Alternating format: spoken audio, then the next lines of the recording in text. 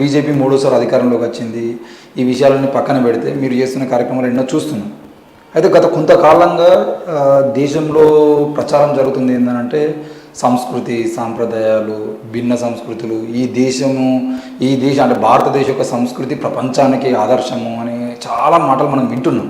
అయితే ఎన్నికల సందర్భంగా ఈ విషయాల మీద మాట్లాడితే అంత ఇబ్బంది ఉంటుందని చెప్పేసి మిమ్మల్ని అడగలేదు. అయితే ముఖ్యంగా ప్రపంచంలో ఎన్నో సంస్కృతులకు సంబంధించిన విషయం మీద మీరు చాలా స్టడీ చేశారు.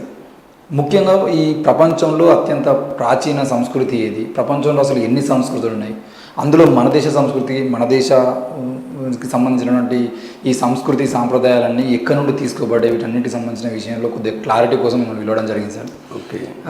ముఖ్యంగా ముందు ప్రపంచ చరిత్రకు సంబంధించిన విషయంలో మాట్లాడుకుంటూ వస్తే ఏ సంస్కృతి ఎక్కడి నుండి వచ్చింది, అసలు ప్రపంచంలో మొదటగా ఏ సంస్కృతులు కనుగొనబడ్డాయి, వాటికి సంబంధించిన విషయం మాట్లాడండి.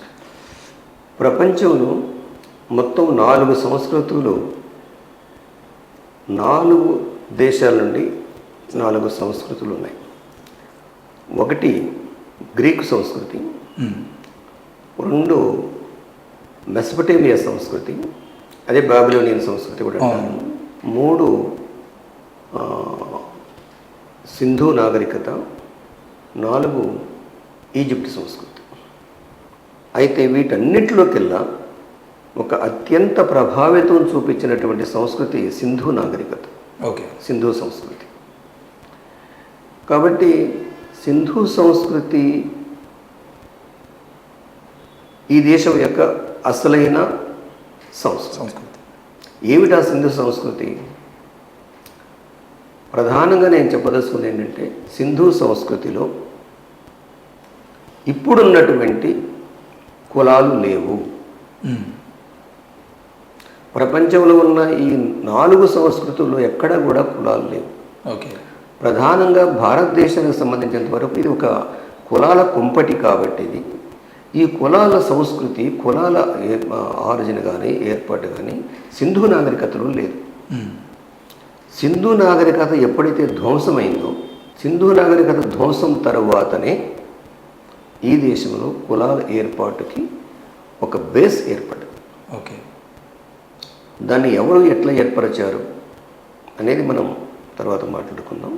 ప్రపంచంలో ఒక విశాలమైనటువంటి ప్రాంతంలో హరప్ప, మొహంజదారో నాగరికతలు ఏవైతే ఉన్నాయో, ఇప్పుడు కూడా మన ప్రాంతాలలో కొన్ని పట్టణాలలో మీకు అండర్ గ్రౌండ్ డ్రైనేజ్ లేదు, ఓవర్ గ్రౌండ్ డ్రైనేజీ ఉంటుంది, కంపు కొడుతూ ఉంటుంది. మన దేశం అభివృద్ధి చెందిందంటే ఆ కంపు కొట్టే మురికి డ్రైనేజ్ చూపించాలి. సింధు నాగరికతలో అప్పటికే అండర్ గ్రౌండ్ డ్రైనేజ్ సిస్టమ్ ఉన్నది, వెల్ ఆర్గనైజ్డ్ టౌన్స్ ఉన్నాయి. ఇది ఎప్పుడు బయటపడ్డది?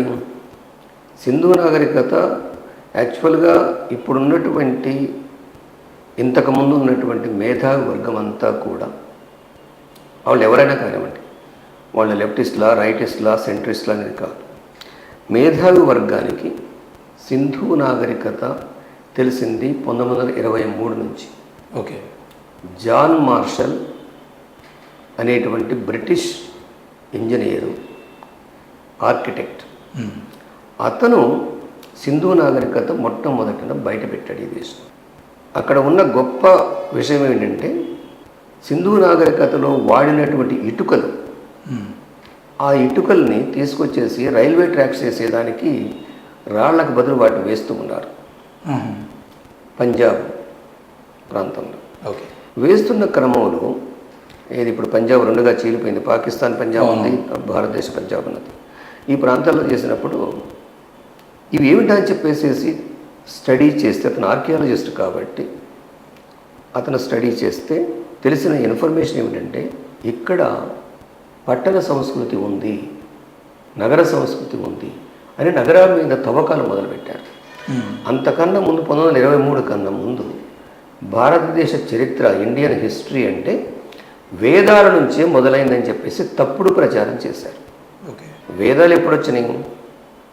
రీసెంట్గా ఐ థింక్ 2వ తారీఖు హిందూ పేపర్లో ఒక ఆర్టికల్ వచ్చింది, జూలై జూలై 2వ తారీఖు. ఓకే.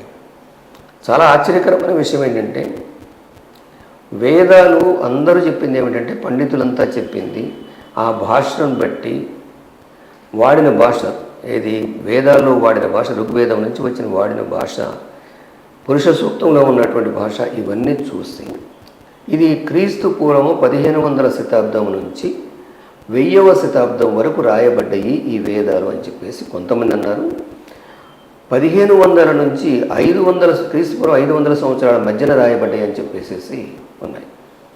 రాయటం అంటే పేపర్ మీద రాయటం కాదు, వాటి యొక్క ఏది ఆ వేదాల్లో ఉన్నటువంటి శ్లోకాలు మొత్తం కూడా అట్లా పరంపరగా వచ్చినాయి అని చెప్పేసి.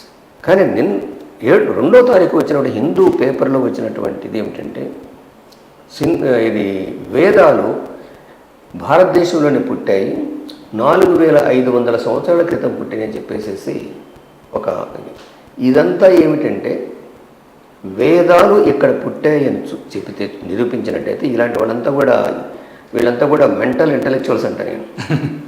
ఈ మెంటల్ ఇంటలెక్చువల్స్ అంతా కూడా లేకపోతే ఒక క్రిమినల్ ఇంటలెక్చువల్స్ అనాలి. ఓకే. వీళ్ళు భారతదేశ చరిత్రలో సింధు నాగరికతకి ప్రాముఖ్యత లేకుండా చేద్దామని కొంతమంది మేధావర్గం కూర్చొని చేస్తున్నారు.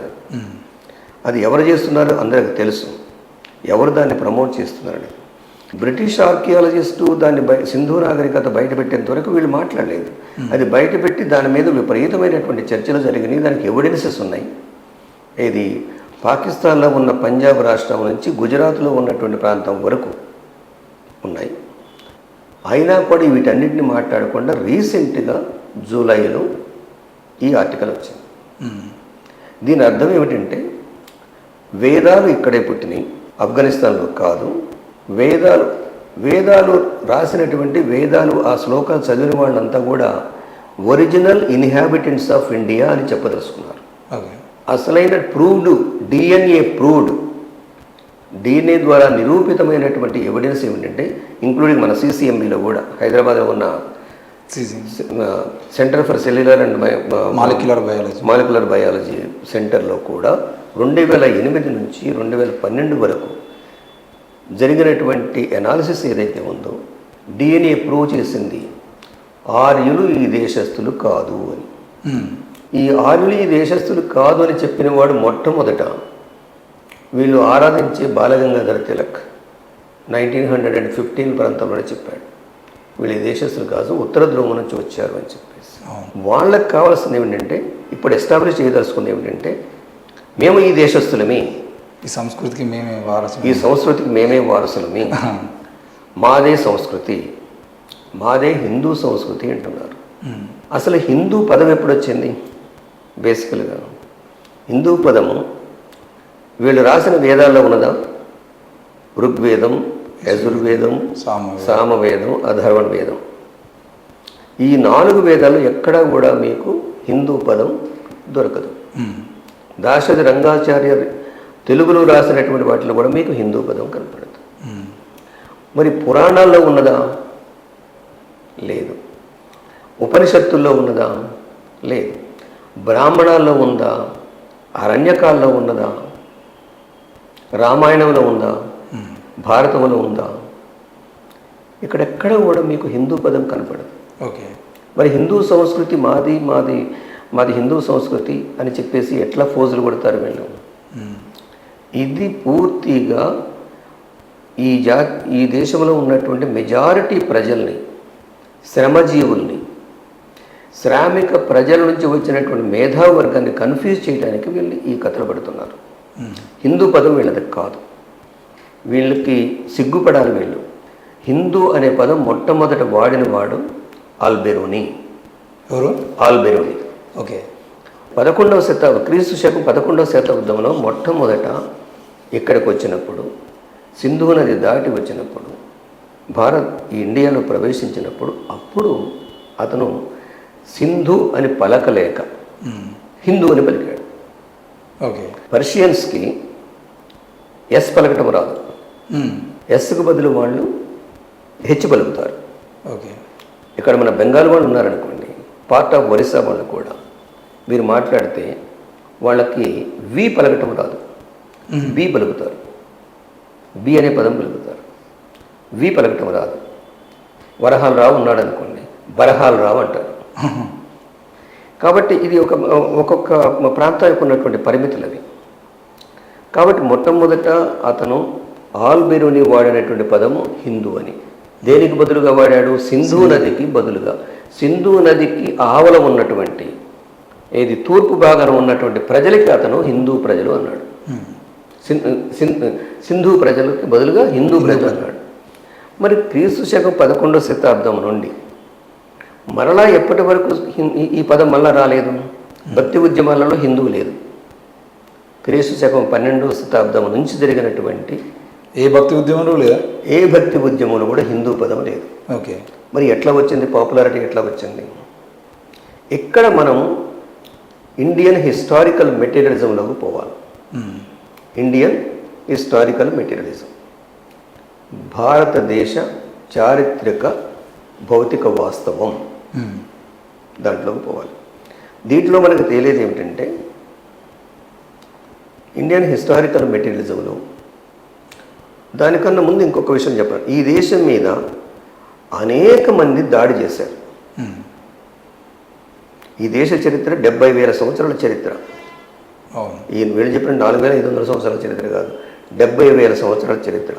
దానికి ఎవిడెన్సెస్ ఉన్నాయి, డిఎన్ఏ ఎవిడెన్సెస్ ఉన్నాయి. ఆ డిఎన్ఏ ఎవిడెన్స్ ఏం చూపిస్తుందంటే, ఎర్లీ ఇండియన్స్ అనే ఒక పుస్తకంలో కానీ, టోనీ జోసెఫ్ రాసింది who we are, where do we come from అనేటువంటి సిసిఎంబికి వచ్చినటువంటి డేవిడ్ రీక్ కానీ, వీళ్ళందరూ చూపించింది ఏమిటంటే ఈ దేశ చరిత్ర 70,000 సంవత్సరాల చరిత్ర అన్నారు. ఈ 70,000 సంవత్సరాలప్పుడు ఎవరు వచ్చారు ఇక్కడికి? ఫస్ట్ ఆది మానవుడు ఉత్తర టాంజేనియాలో ఉన్నటువంటి ఆల్దువై సరస్సు నుండి బయలుదేరాడు. ఆ టైంలో ఈ దేశాలు ఏవైతే ఉన్నాయో, ఏది కాంటినెంట్స్ అంటాం చూడండి, ఈ కాంటినెంట్స్ ఏది అమెరికా, యూరోప్, ఆసియా, ఆస్ట్రేలియా ఇలాంటి ఏవైతే ఉన్నాయో ఇవి ఏవి కూడా సపరేట్గా లేవు. ఇవన్నీ కూడా సూపర్ కాంటినెంట్ అని ఒకే భూమి ఉన్నది, సముద్రం మీద తేలుతూ ఉన్నది, చుట్టూ సముద్రం ఉంది. ఈ మొత్తం కూడా ఒకే దగ్గర ఉన్నాయి. దానికి ఎవిడెన్స్ మీరు కనుక చూసినట్లయితే సౌత్ ఆఫ్రికా సౌత్ అమెరికా కలిసి ఉన్నట్టు మీరు బొమ్మలు కనుక చూసినట్లయితే అతుక్కొని ఆ రెండు చీలికను మన పేపర్ చించితే ఎట్లయితే ఇర్రెగ్యులర్గా చినుగుద్దో అది ఆ విధంగా ఉన్నది. ఆస్ట్రేలియా ఇండియాకు ఆనుకొని ఉన్నది. శ్రీలంక ఇండియాలో భాగంగానే ఉంది, ఇండియా భూభాగంలో. అయితే ఈ కాంటినెంటల్ డ్రిఫ్ట్ థియరీ చెప్పినటువంటి వ్యాగనర్ ఎవరైతే ఉన్నారో అతను సుమారుగా నేను అనుకోవటం 18వ శతాబ్దంలోనూ 19వ శతాబ్దంలోనూ దాని థియరీ తీసుకొచ్చాడు. ఇది కాంటినెంటల్ డ్రిఫ్ట్ థియరీ అని. యూరోప్గా, అమెరికాగా, ఇండియాగా, అదేవిధంగా ఆస్ట్రేలియాగా విడిపోవడానికి ఈ సముద్రం పొంగి కొంత భూభాగాన్ని దాంట్లో కలుపుకున్న తర్వాత ఈ ఖండాలు ఏర్పడ్డాయి. కాంటినెంట్ అంటే ఖండం.